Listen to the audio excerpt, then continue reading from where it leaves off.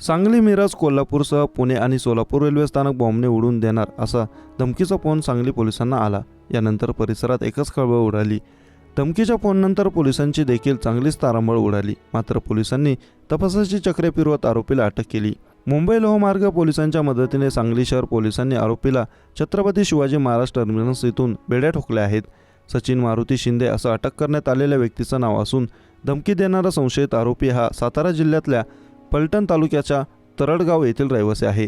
त्याच्यावर पोलिसांनी विविध कलमांअंतर्गत गुन्हा दाखल केला।